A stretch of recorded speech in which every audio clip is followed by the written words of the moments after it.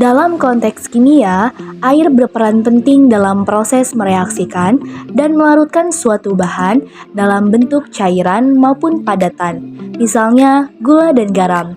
Tapi, pernahkah kalian bertanya-tanya mengapa air dapat melarutkan gula dan garam? Jika kita tinjau dari struktur Lewisnya, air memiliki struktur Lewis yang berbentuk lurus, yang dimana kebanyakan struktur Lewis yang berbentuk lurus ini memiliki sifat nonpolar. Namun, jika ditinjau dari bentuk molekulnya, air memiliki bentuk molekul V. Mengapa hal tersebut dapat terjadi? Coba kita ingat-ingat kembali mengenai like dislove like, yang dimana senyawa polar dengan polar maka akan larut, senyawa polar dengan nonpolar maka akan tidak larut, dan senyawa nonpolar dengan nonpolar maka akan larut. Jika ditinjau dari struktur Lewis dan pernyataan tersebut bahwa seharusnya gula dan garam tidak dapat larut di dalam air, tapi faktanya air dapat melarutkan gula dan garam yang memiliki sifat polar. Kira-kira dalam hal ini, air bersifat apa ya? Penasaran bukan? Yuk mari kita simak video ini untuk mengetahui sifat dari air yang dikaitkan dengan bentuk molekulnya.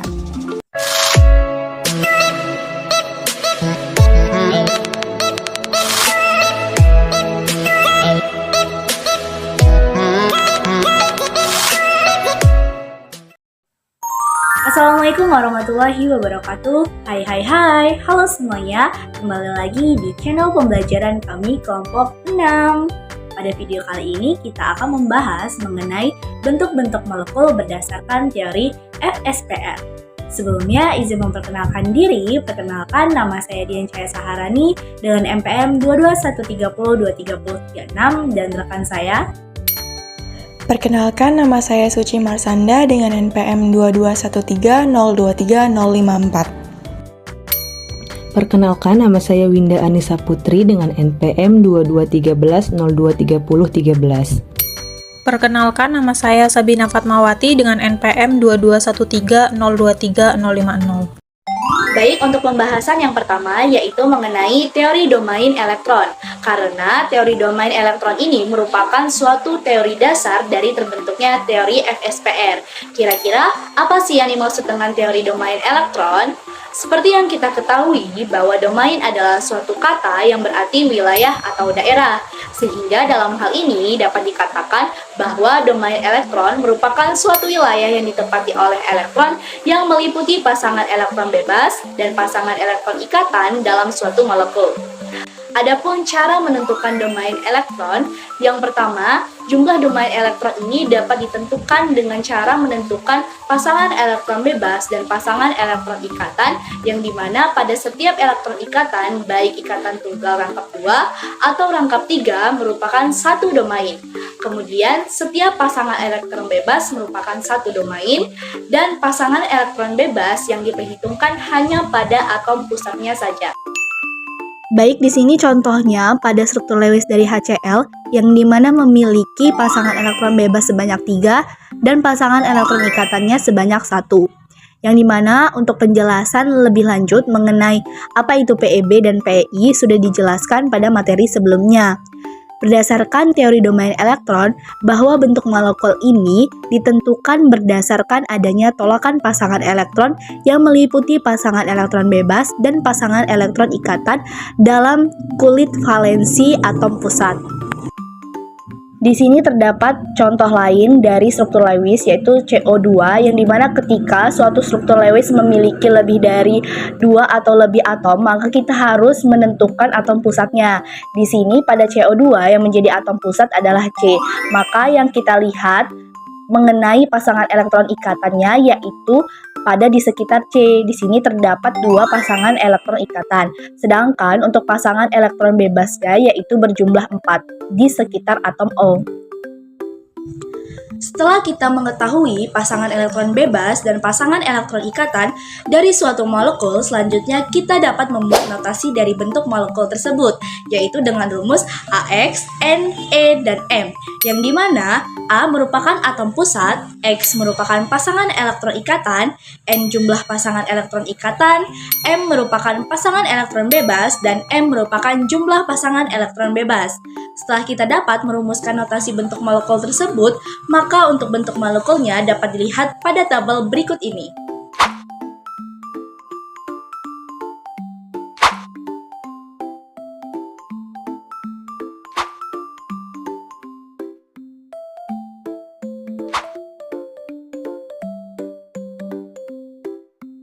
Setelah kalian mengetahui cara membuat bentuk molekul berdasarkan teori domain dan notasi bentuk molekul, selanjutnya pernahkah kalian berpikir mengapa CH4, NH3, dan H2O memiliki bentuk geometri yang sama yaitu tetrahedral, sedangkan mereka memiliki bentuk molekul yang berbeda-beda? Untuk menjelaskan mengapa bentuk molekul dari ketiga molekul itu berbeda-beda, sedangkan pada ketiga molekul tersebut memiliki geometri elektron yang sama yaitu tetrahedral. Di sini, coba kita perhatikan mengenai gambar visualisasi dari bentuk molekul CH4 atau metana, yang dimana pada CH4 atau metana ini memiliki pasangan elektron ikatan sebanyak 4, namun tidak memiliki pasangan elektron bebas. Yang dimana dalam hal ini, semua elektron valensi atom karbon terlibat dalam ikatan kovalen dengan 4 atom hidrogen lainnya. Bentuk molekul dari CH4 ini adalah tetrahedral dengan sudut ikatan sebesar 109,5. Sedangkan dapat kita lihat pada bentuk molekul NH3 yang dimana pada nitrogen ini memiliki 5 elektron valensi, yang dimana 3 elektron valensi nitrogen membentuk ikatan kovalen dengan 3 atom hidrogennya, sehingga dalam hal ini menghasilkan 3 pasangan elektron ikatan. Lalu, 1 pasangan elektron valensi nitrogen tersisa sebagai pasangan elektron bebas. Dapat dilihat di sini terdapat 1 pasang elektron bebas pada NH3. NH3 ini memiliki bentuk molekul yaitu trigonal piramida dengan rumus AX3E dengan sudut 107,5. Nah, dikarenakan pada NH3 ini terdapat elektron bebas, maka pasangan elektron bebas ini akan menolak pasangan elektron ikatan sehingga sudut ikatan antara H, N, H menjadi lebih kecil dari 109,5 menjadi sekitar 107,5. Kemudian, jika kita bandingkan lagi dengan H2O, yang dimana pada H2O ini memiliki pasangan elektron ikatan sebanyak 2 dan pasangan elektron bebasnya sebanyak 2. 2 pasang elektron valensi oksigen ini tersisa sebagai pasangan elektron bebas. Dapat dilihat bahwa pada gambar tersebut terdapat 2 pasangan elektron bebas pada H2O. Kemudian saling menolak dan juga menolak pasangan elektron ikatannya, sehingga sudut ikatan antara H, OH menjadi lebih kecil dari NH3, yaitu sekitar 104,5, yang dimana pada H2O ini memiliki bentuk molekulnya adalah bengkok atau V. Dapat kita simpulkan berdasarkan bentuk molekul dari CH4, NH3, dan H2O bahwa perbedaan tersebut disebabkan oleh adanya pasangan elektron bebas pada atom pusat nitrogen dan oksigen, yang dimana pada CH4 tidak memiliki pasangan elektron bebas, sedangkan pada NH3 memiliki 1 pasangan elektron bebas dan pada H2O memiliki 2 pasangan elektron bebas. Nah, pasangan elektron bebas ini memiliki pengaruh yang signifikan terhadap geometri molekul, terutama pada sudut ikatan antara atom-atomnya. Bentuk molekul atau geometri molekul merupakan posisi atom dalam suatu molekul. Bentuk molekul suatu zat akan mempengaruhi sifat zat, misalnya kepolarannya. Metode yang dapat digunakan untuk meramalkan bentuk molekul adalah model rumus titik elektron yang diperluas menjadi teori domain elektron atau teori tolakan pasangan elektron kulit valensi (VESPR), yaitu Valence Shell Electron Pair Repulsion. Teori ini didasarkan pada jumlah pasangan elektron ikatan dan pasangan elektron bebas dalam kulit valensi atom pusat suatu molekul. Teori ini menyatakan bahwa bentuk molekul dapat ditentukan berdasarkan tolakan antar pasangan elektron dalam kulit valensi atom pusat. Tolakan-tolakan ini mengakibatkan atom-atom yang terikat pada atom pusat mengarah sedemikian rupa membentuk molekul 3 dimensi yang teratur dengan sudut-sudut ikatan tertentu. Terdapat 5 macam bentuk dasar molekul kovalen sebagai berikut. Bentuk molekul yang pertama adalah linier, yang mana bentuk molekul yang disusun oleh 3 atom yang berikatan dengan satu garis lurus. Sebuah atom sebagai atom pusatnya berikatan dengan 2 atom lainnya dengan sudut ikat sebesar 180 derajat. Bentuk molekul linier digambarkan sebagai berikut. Bentuk molekul yang kedua adalah bentuk molekul segitiga datar atau segitiga sama sisi yang disusun oleh 4 buah atom.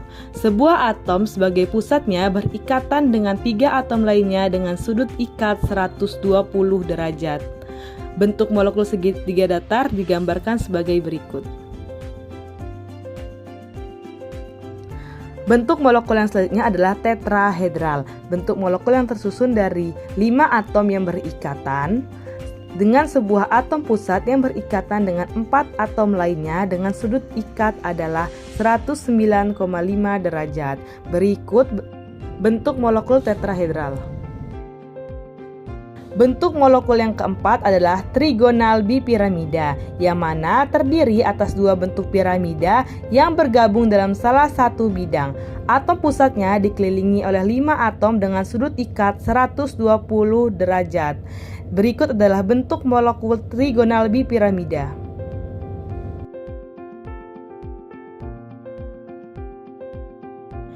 Bentuk molekul yang terakhir adalah oktahedral. Bentuk molekul ini terdiri atas 8 bidang yang merupakan segitiga sama sisi dengan sudut ikat sebesar 90 derajat. Berikut adalah bentuk molekul oktahedral.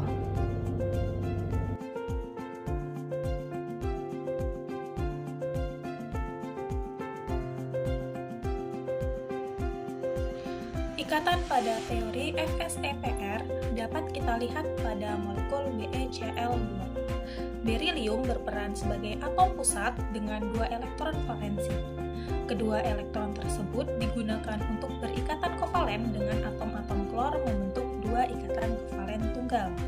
Pasangan elektron ikatan dalam kulit valensi atom pusat akan mengalami tolakan disebabkan muatannya sejenis. Guna meminimalkan tolakan tersebut, maka pasangan elektron ikatan akan menjauh satu sama lain. Tolakan minimum dicapai jika pasangan elektron ikatan berada pada posisi dengan sudut 180 derajat. Oleh karena itu, sudut ikatan yang terbentuk antara atom klor dan atom klor yang lain melalui titik pusat atom Be membentuk sudut 180 derajat. Bentuk molekul yang paling mungkin adalah linier. Sekarang, tinjau molekul dengan 3 elektron ikatan dalam kulit valensi atom pusat. Contohnya yaitu boron triklorida atau BCl3. Rumus Lewis dan bentuk molekul BCl3 sebagai berikut. 3 pasang elektron ikatan dalam kulit valensi atom pusat berusaha meminimalkan tolakan dengan cara memposisikan sejauh mungkin satu sama lain. Tolakan akan minimum jika ketiga pasang elektron ikatan berada pada posisi 120 derajat satu sama lain. Akibatnya, bentuk molekul yang terbentuk adalah trigonal planar dengan atom pusat berada di tengah-tengah segitiga. Berikut ini kita akan membahas mengenai hubungan antara pasangan elektron ikatan dan pasangan elektron bebas pada atom pusat terhadap bentuk molekul. Pada jumlah domain elektron 2, di mana jumlah domain ikatan adalah 2 dan tidak memiliki domain bebas, serta susunan geometri domain berbentuk linier, mempunyai bentuk molekul linier dengan rumus AX2. Bentuk molekul ini menunjukkan sifat nonpolar. Berikut adalah contoh dari bentuk molekul linier, yaitu BeCl2. Pada jumlah domain elektron 3, di mana jumlah domain ikatan 3 dan tidak memiliki domain bebas, serta susunan geometri domain berbentuk segitiga, mempunyai bentuk molekul segitiga datar dengan rumus AX3. Bentuk molekul ini menunjukkan sifat nonpolar. Berikut contoh bentuk molekul segitiga datar BF3. Pada jumlah domain elektron adalah 3, di mana jumlah domain ikatan 2 dan domain bebas adalah 1, serta susunan geometri domain berbentuk segitiga mempunyai bentuk molekul V dengan rumus AX2E. Bentuk molekul ini menunjukkan sifat polar. Berikut contoh senyawa SO2 yang memiliki bentuk molekul V. Bentuk apa yang terlintas dalam pikiran kalian setelah melihat rubik ini? Ya, bentuk rubik ini adalah tetrahedral, di mana tetrahedral adalah bangun ruang yang memiliki 4 sisi berbentuk segitiga sama sisi. Dalam teori FSFPR terdapat bentuk-bentuk molekul. Salah satu bentuk molekul yaitu tetrahedral. Pada bentuk molekul tetrahedral memiliki domain elektron berjumlah 4 yang terdiri dari elektron ikatan sebanyak 4 dan elektron bebas sebanyak 0. Sehingga memiliki rumus molekul yaitu AX4. Berikut bentuk molekulnya. Dan contoh senyawa yang memiliki bentuk molekul seperti ini adalah CH4. Molekul ini menunjukkan bentuk kepolaran yaitu nonpolar. Molekul selanjutnya yaitu trigonal piramida dan juga memiliki domain elektron berjumlah 4. Di antaranya elektron ikatan sebanyak 3 dan elektron bebas sebanyak 1. Sehingga memiliki rumus molekul yaitu AX3E. Berikut bentuk molekulnya. Contoh senyawa yang memiliki bentuk molekul seperti ini adalah NH3. Molekul ini menunjukkan bentuk kepolaran yaitu polar. Bentuk molekul selanjutnya yaitu bentuk V. Dan juga memiliki domain elektron berjumlah 4. Di antaranya yaitu jumlah elektron ikatan sebanyak 2 dan jumlah elektron bebas sebanyak 2, sehingga memiliki rumus molekul AX2E2. Berikut bentuk molekulnya. Contoh senyawa yang memiliki bentuk molekul seperti ini adalah H2O. Molekul ini menunjukkan bentuk kepolaran yaitu polar. Apakah kalian familiar dengan bentuk dua piramida yang disatukan alasnya seperti ini? Bentuk-bentuk yang seperti ini dapat dengan mudah kita jumpai pada perhiasan, arsitektur bangunan, ornamen, dan banyak lainnya. Bentuk-bentuk seperti inilah yang dinamakan oktahedral dengan jumlah domain elektron 6. Contohnya pada SF6, BRF5, dan XCF4. Pada SF6, jumlah domain ikatannya sebanyak 6 dan jumlah domain bebas adalah 0. Dengan rumus AX6, maka bentuk molekul dari SF6 adalah oktahedral. Kemudian, pada molekul BRF5, jumlah domain ikatannya sebanyak 5 dan jumlah domain bebasnya sebanyak 1. Dengan rumus AX5E, maka molekul BRF5 memiliki bentuk molekul piramida segi 4. Dan yang terakhir, pada contoh molekul XeF4 memiliki jumlah domain ikatan sebanyak 4 dan jumlah domain bebas sebanyak 2 dengan rumus AX4E2, maka bentuk molekul XeF4 merupakan segi 4 planar atau bujur sangkar.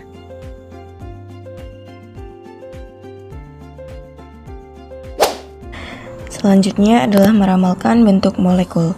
Untuk meramalkan bentuk molekul, kita bisa menggunakan rumus AXE, di mana A itu adalah atom pusat, X itu adalah jumlah domain ikatan, sedangkan E adalah jumlah domain bebas.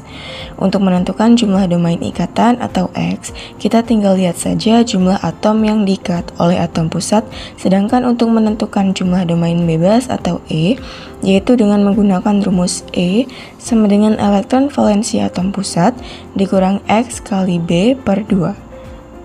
Oke, kita langsung saja ke contoh. Misal, kita ingin meramalkan bentuk molekul dari NH3.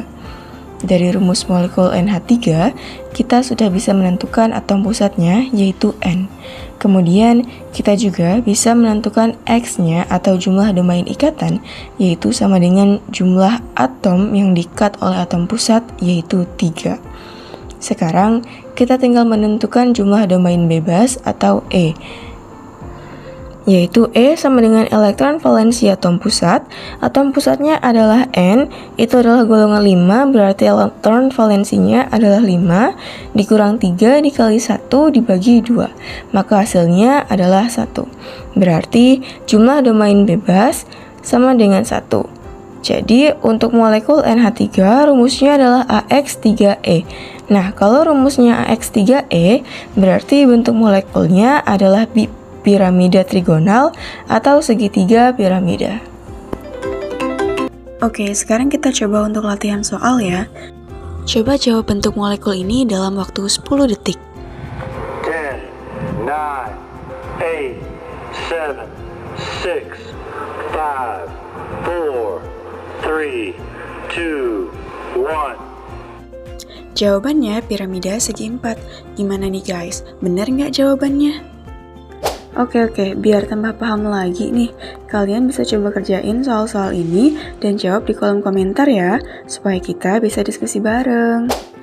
Nah, setelah kita belajar mengenai bentuk molekul, sekarang kalian sudah bisa jawab kan kenapa air dapat melarutkan senyawa polar? Ternyata, air merupakan senyawa polar. H2O ini memiliki pasangan elektron ikatan sebanyak 2 dan pasangan elektron bebasnya sebanyak 2 pula. Antar kedua pasang elektron bebas atom oksigen akan memiliki tolakan yang besar, sehingga akan mendorong pasangan elektron ikatan yang menyebabkan bentuk molekul air tidak linear, tetapi berbentuk V dan memiliki momen dipol, sehingga bersifat polar. Baik, setelah kalian sudah mengetahui mengenai bentuk-bentuk molekul, teori domain elektron, serta teori FSPR, selanjutnya dapat kita simpulkan bahwa teori FSPR membantu memprediksi bentuk geometris molekul berdasarkan jumlah pasangan elektron di sekitar atom pusat. Kemudian, bentuk molekul berhubungan erat dengan distribusi pasangan elektron untuk meminimalkan tolakan di antara mereka. Selanjutnya, pasangan elektron ikatan dan pasangan elektron bebas memiliki gaya tolakan yang berbeda-beda. Kemudian, pasangan elektron bebas menempati lebih banyak ruang dan memberikan tolakan yang lebih kuat dibandingkan dengan pasangan elektron ikatan lainnya. Dan yang terakhir, berdasarkan jumlah pasangan elektron di sekitar atom pusat, kita dapat menentukan geometri molekul yang umum. Baik, itulah tadi penjelasan singkat mengenai materi bentuk-bentuk molekul. Sekian dari kami akhiri. Wassalamualaikum warahmatullahi wabarakatuh.